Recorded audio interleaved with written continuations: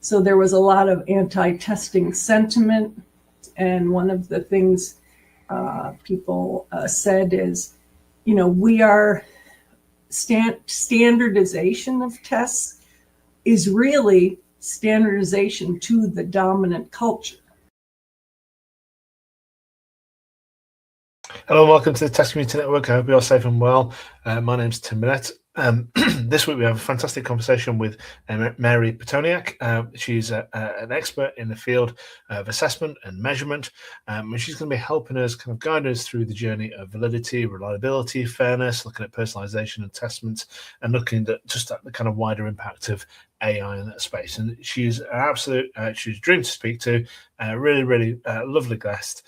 There is quite a funny moment in this one, as I won't spoil it, but there's a little funny moment for you right at the start, which I would you should look forward to it. It's quite interesting,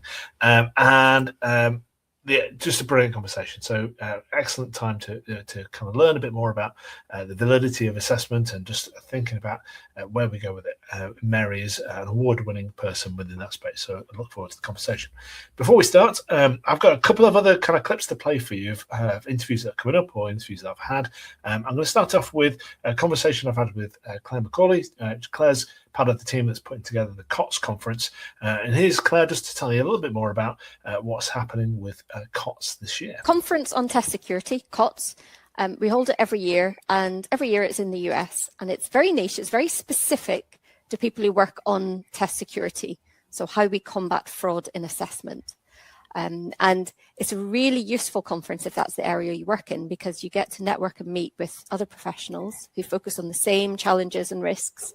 And we share ideas, share best practice, and look at what's happening in the industry. So it's super useful if that's the area you work in. And we always have an in-person and a virtual sort of version of the event. This year, for the first time ever, the in-person part of the conference is happening outside of the US. We're hosting it here in Cambridge in the UK. So I think that's really exciting. It is very exciting. I'm really quite pleased. I've not been to the in-person conference, so I'm really excited to go. It is a fantastic, and I think Claire kind of, she said if that's your area of interest. Honestly, I think everyone should really tune a bit more into what's happening with test security.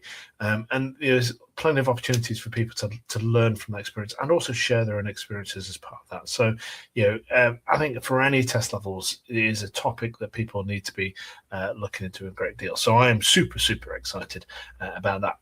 And what we also have next week, we have a conversation with Hugh Neela from ReadSpeaker, and he's going to be taking us through the problems that ReadSpeaker are trying to solve with their text-to-speech solution. So here's just a quick clip for you ahead of the conversation with Hugh next week. And importantly, if we look at, say, what Ofsted is doing at the moment as well, and what will likely happen into other assessments and Ofqual and other areas, is that we're putting more of a focus on inclusion just being something that is an integral part of our the way we build our learning environments.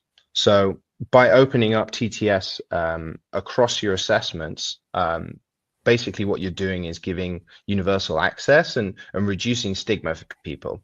So you can align it with just the reasonable adjustments angle, but it's also something that's just part of good design assessment strategy. Excellent, and I'm really excited. That one, Hugh's, it took us a while to get together. It's been, our schedules has been completely misconnected, and it was a really worth the wait conversation. So I hope you look forward to listening and watching that next week. If you missed last week, I did a webinar on vibe coding, co-work, and skills. These are kind of, I suppose, emerging areas for the use of AI within the assessment space. I'm actually going to be talking about vibe coding and its kind of broader impact on the industry at the E-Assessment Association's AI Symposium Conference later on in June. But I did a webinar where I effectively took some ideas that have been built together, some research I did, and I created a product. I'm going to quickly show you that. So to see the product, if you go to the Test Community Network website, you'll see there just quickly whilst we're there. We've got the guide to downloading. Download the guide for using AI to generate question items. That's a guide that's freely available. It's 58 pages there for you. And if you go to the co-work option here, you'll be able to launch it up, and you'll be able to launch into this product. So this was the product I created. So this is a procurement product for assessment people. And the basic idea is that you can go through and see all the features that are available. So I use deep research to gather this together. I put together a skill, so you can have a skill, which is this kind of workflow, a repeatable workflow that you can put into an AI model like Claude, and it will take you through a journey. I've created one for, in fact, I'll show you very quickly. If you go to the market, to Beta Labs, you'll see all the kind of apps that I've been creating with vibe coding, but you'll see there the MCQ item authoring skill in there. So if you're creating items and you've got access to skills either through Gemini in the Chrome or Claude, or if you've got a high level Teams plan with ChatGPT, then you can download and install one of these skills, and it's a great way of actually performing those actions. There's a procurement one in there as well. But I use that skill then to create through vibe coding this app, and this enables you to go through all the different options that are available for an assessment platform, put together your procurement list, have that kind of must-have, should have, could have, Moscow kind of rating for that, and you can even use it to go out and do some sampling with potential providers, get that shortlist together. So that was all created within 24 hours of the webinar. That was just vibe coded work, published and ready to go. So I do recommend that you have a look at that. Anyway, enough about that. Let's go into conversation now with Mary. So here's my interview with Mary. Are you well? Yes, thank you. Nice to see you, Tim. Excellent. Thank you for joining me. I'm really looking forward to this conversation. And for those people that don't know you, do you want to kind of introduce yourself, tell us a bit more about your kind of career, your work experience to date, and we'll get into a great little chat. Yes, I'm glad to do that. But first, I want to say thank you so much for inviting me. It's a wonderful opportunity. And, a lot of people stream Netflix, but I think people should stream the videos from the Test Community.Network, because the cast is much better and the material's fascinating. So I'm from the United States, if you could tell from my accent, from New England. I am the president of Pitoniak Educational Measurement. I'm going to try to include different assessment systems around the world as context when I speak, but being from the US and trained in our psychometric system, I'll probably lapse into that. Yes. So most people in assessment, and particularly psychometrics, kind of stumble into it through a side door.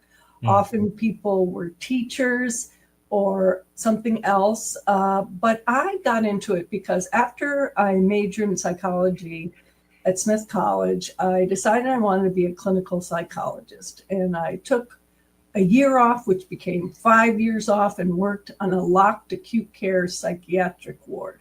So that kind of cured me of that idea.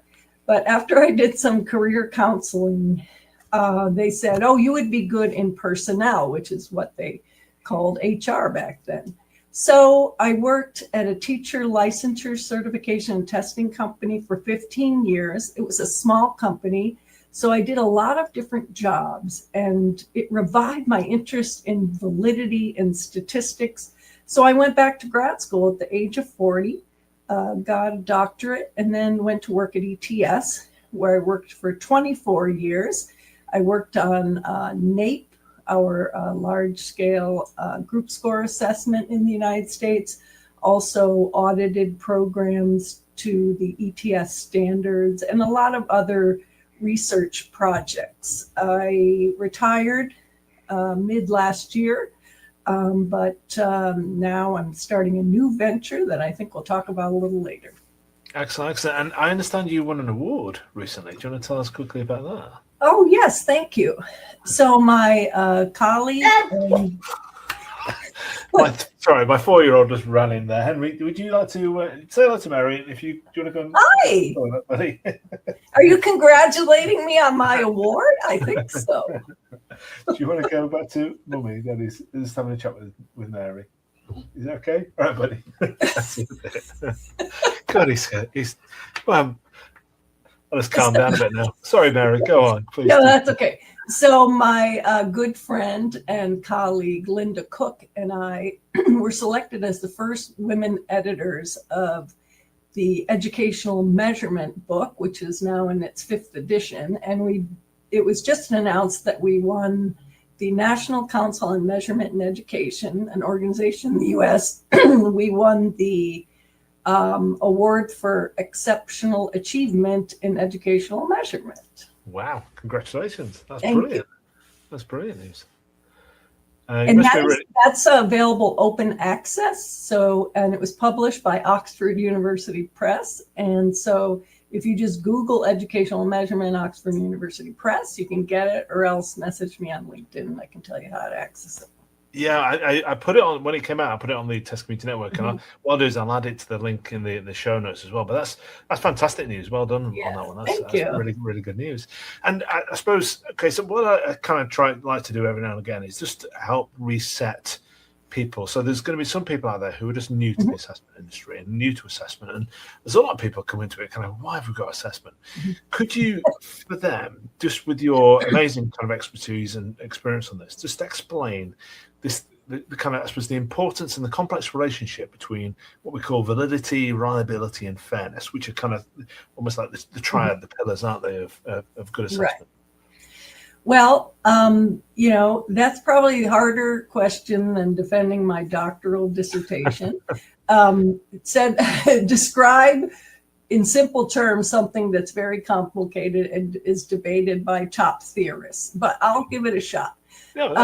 So first, if you want the very simple version, I would say what I would try to explain to my father about what I do, which never quite took. But so reliability is consistency of measurement. Validity, do scores reflect what you're trying to measure? Fairness, is there a level playing field for all test takers? Now, just a little bit more information, and I will plug the book again because there's chapters on all of these things. So if you are building a table and you are measuring the wood for a particular piece of the table, you know the saying, measure twice, cut once. Well, if that's kind of how we estimate reliability in a technical way, and we'll get into. But you want to make sure that your measurements are consistent. So if you took the test today and you took the test later and they could erase your memory, would you get the same score? There are statistical ways to look at this with classical test theory and generalizability theory. Also, fairness relates to validity in several ways, but in a technical way, there's some numbers called validity coefficients. I'll get to that later, but reliability is the upper limit of what you could have for validity, because if you don't have a reliable test, you're not going to have a valid test. So moving to validity. Now, I decided, when you're watching the BAFTAs or the Oscars and people forget to thank someone and then their wife hates them because they didn't thank them. So I don't want to thank a lot of specific people, but I can mention Michael Caine, not the actor who was probably won BAFTAs, but Michael Caine, the validity theorist, I'm lucky to have as a friend. And so I was talking to him about this very question that you posed to me, because I figure, well, if I say what he says, I'll be okay. But in a general way, do the scores reflect what you're trying to measure? And you want evidence and theory. And one key thing I just said, is the test valid? I should be shot for that, because that's not what you should say, although we lapse into it. Are the interpretations of the test score for the proposed use appropriate? So that's really what you should say, but we all lapse on that. There were several. Validity has evolved over the years, and people still lapse into saying, predictive validity. How well does the test predict how someone's going to perform? That's not how we talk about it now, at least in the United States. And you also have excellent validity theorists in the UK, but again, I won't mention who they are. But now we have a unified view of validity. And there are 5 sources of evidence. I'll just very quickly say what they are. The test content, the internal structure of the test, response processes, relationship to other variable, and test consequences, which is hotly debated whether that's part of validity. Yeah. Fairness, you can think of it as a level playing field. Does everyone who takes the test have a level playing field and a chance to do their best? There's a cartoon that I've seen that people often show of different sized people trying to look over a fence. The equality view of fairness is you give everyone a step stool. Some people will now be able to see even better, but shorter people won't be able to see at all. Or there's equity. You give everyone a step stool that will help them see over the fence to the same degree. So there are, again, ways that we do that. We want to treat all test takers fairly. We don't want the measures to be biased. We want them to be able to show what they know it can do on the construct of interest. Are these scores valid? And also, as I'll get into in a bit, fairness and all of these concepts don't exist in a vacuum. They exist in a culture and the population and the uses of the test.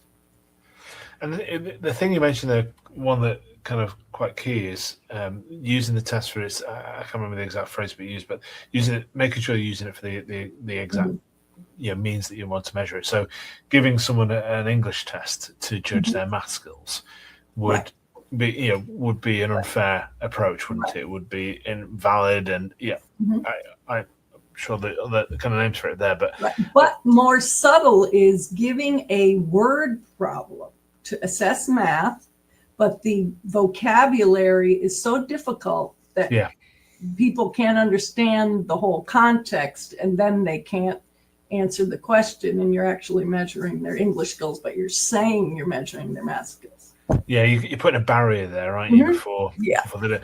And it's interesting. You're also saying some of the items are kind of contested, or there's why is there still kind of a lot of different opinions on this within the industry? Why can we not necessarily get down to any kind of one solid? Well, it gets to the construct, which is really, what are you trying to measure? Are you trying to measure math reasoning in a language, or are you trying to measure arithmetic? So if you had 2 + 4 equals, and then 4 answer choices, or maybe a line to put in what you want, or you said, suppose that you take the value of 4 and then you add to it the absolute value of -6. What is the sum?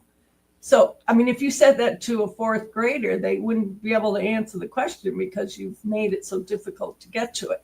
But it's rarely that subtle. And so, I mean, I think, there's an approach called differential item functioning, or DIF. And when I do training, what I usually say is, back in the day, in some senses, the tests were given to privileged white males who were going to be going to elite institutions. And so there were analogy items, like, let's say, cat is to dog as feline is to, and the answer would be canine. But I don't know if this is apocryphal or there actually was an item. But let's say you had an item about yachts that included yachts somewhere in it. And even today, there are children and people in certain populations in areas who would not know what a yacht is. So there was a lawsuit, and so methodology was developed to see if the test item might be biased based on statistical indicators. And thankfully, test development procedures are much better now, and hopefully there would not be something flagrant, but we do use methodologies to flag things that might be biased. Yeah. Yeah, and it's an important part of the process. So let's switch gears a little bit, because one of the kind of the areas I wanted to unpick a little bit today is this idea of, I suppose, AI and its innovation and its potential for personalised and assessment. How realistic is kind of personalised assessment, and how would that, in your mind, affect kind of impact fairness? Well, personalization is getting a lot of attention now. Relates, of course, to fairness and validity, and also reliability. And in some ways, it grew out of the what in the United States we call socioculturally relevant assessment, that in turn was in parts prompted by the murder of George Floyd and the realization how different populations are treated much differently and unfairly in the U.S., in this case related to race. So there was a lot of anti-testing sentiment. And one of the things people said is, we are standardization of tests is really standardization to the dominant culture. So in the United States, whites, certain minimum income, who would know certain language, who would know certain contexts, and that we should be more, take into account more these socio-culturally relevant factors. So it's related to social justice. And that assessment is rooted in the dominant culture, as I said, beliefs, values, ways of knowing, language, and the perspectives of the dominant culture. So personalization is the thought that the test should be personalized or customized to the test taker's individual level factors, such as language, interests, prior knowledge, cultural background. So the potential is for more accurate measurement and to increase fairness. And some people will say, oh my goodness, we've never done that before. Well, that's not quite right. There are testing accommodations for students with disabilities or English language learners. There are assessments that have allowed test taker to, for example, choose a reading passage and then answer the related questions. There are some assessments in the United States called advanced placement tests, which allow students to get college credit. And they're developed administered by the College Board. And there's a studio art subject where the student picks a medium, like painting, sculpture, drawing, and then develops that, and it gets scored with very carefully developed rubrics. Now, the challenges are, what variables are you going to personalize on? Are you going to use AI? How are you going to use AI? You need to have very well thought out rubrics or marking schemes. Also, like I said, assessment takes place in a political and cultural setting. What are the reactions going to be of both people who use those scores and people with different political viewpoints? I think I can think of how it would come across in the United States right now. Also, what kind of tests are they and what are they used for?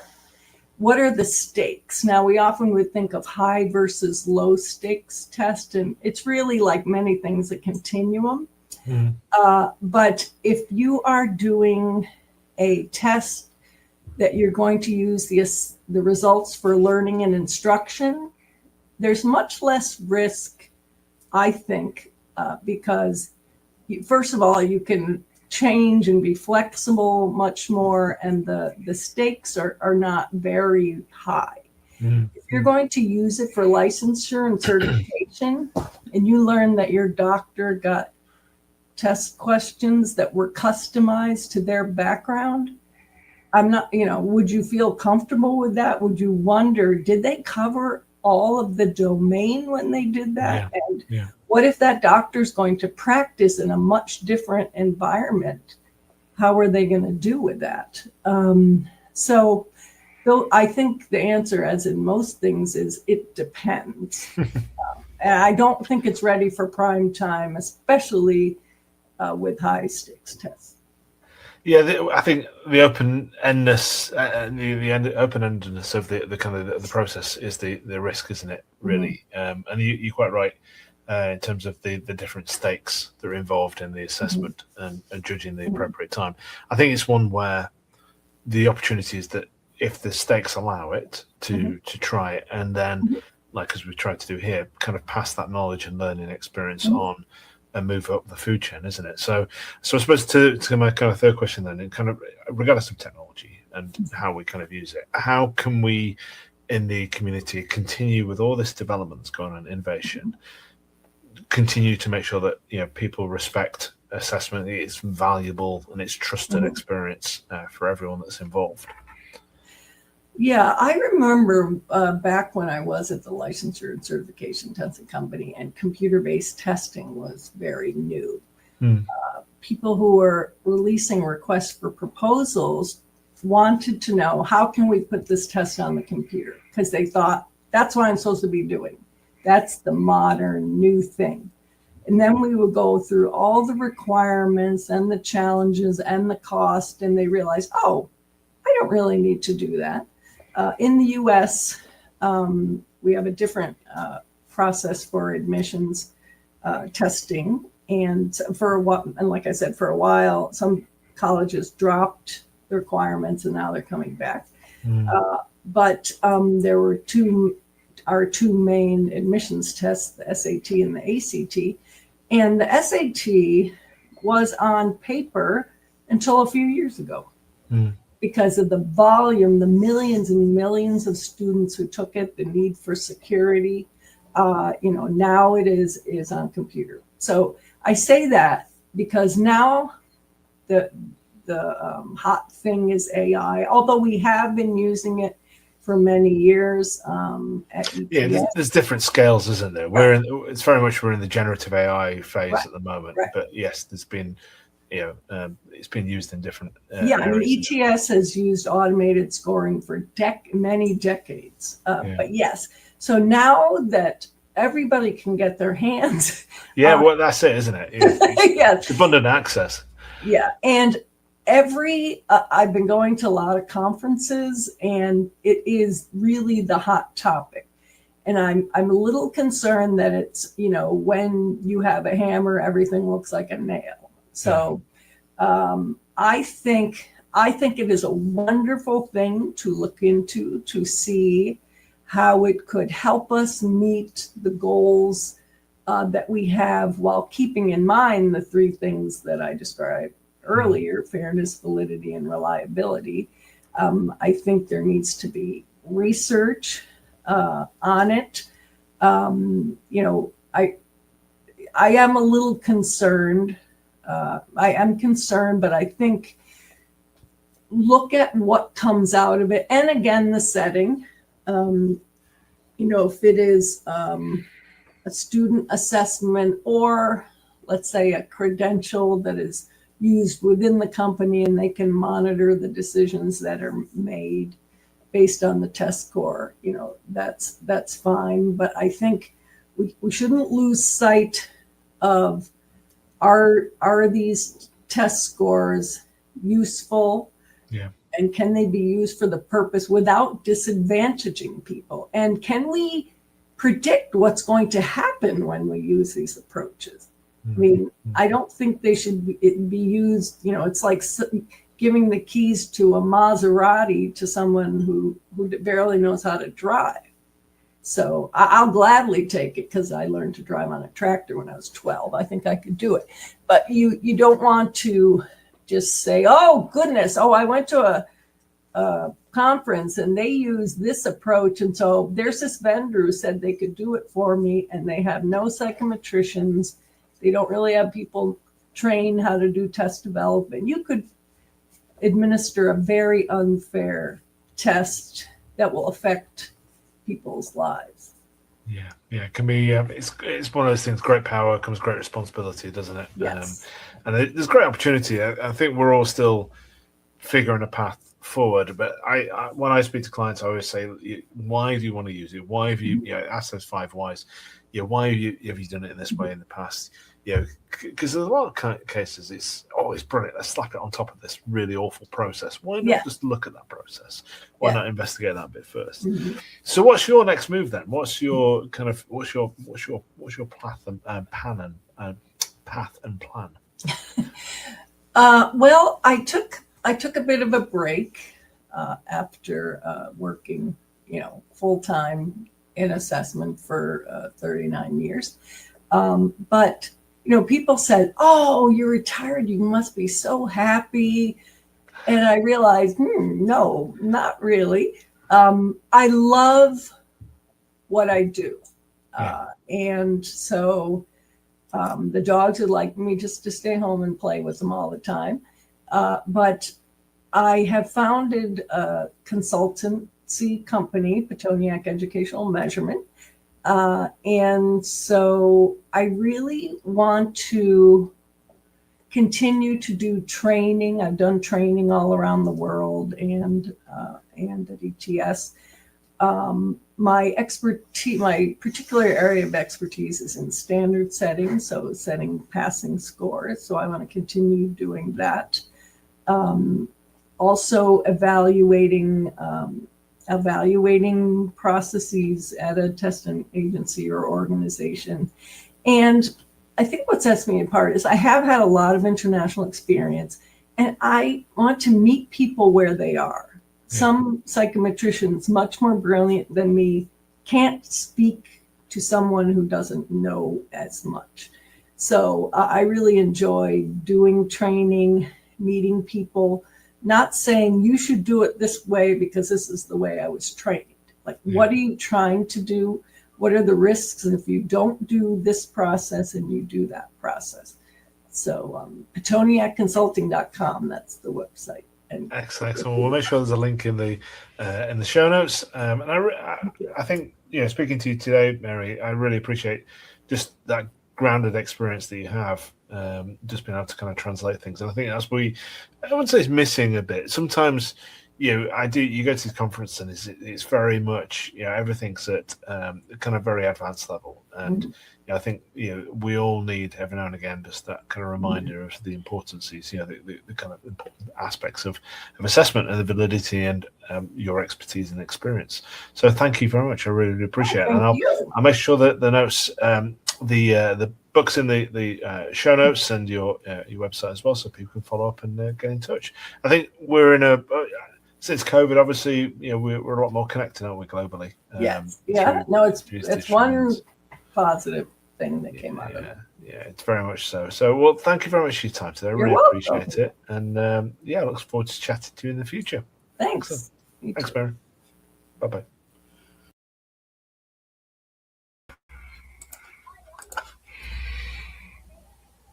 Excellent. That was fantastic. Thank you, Mary. Really, really, really enjoyed that.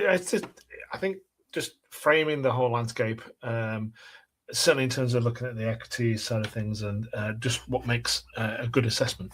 I've put those everything together as a kind of a blog post for you. Find it on the Community.Network website. So if you want to take some of the key pointers that Mary put in there, please do that. Thank you for your time today. Thank you. And as ever, anything you've seen and liked on here, if you go to Community.Network and also subscribe for free. And thank you for watching. It's been an absolute pleasure. And I'll see you next week for some more exciting stuff. Thank you and bye-bye.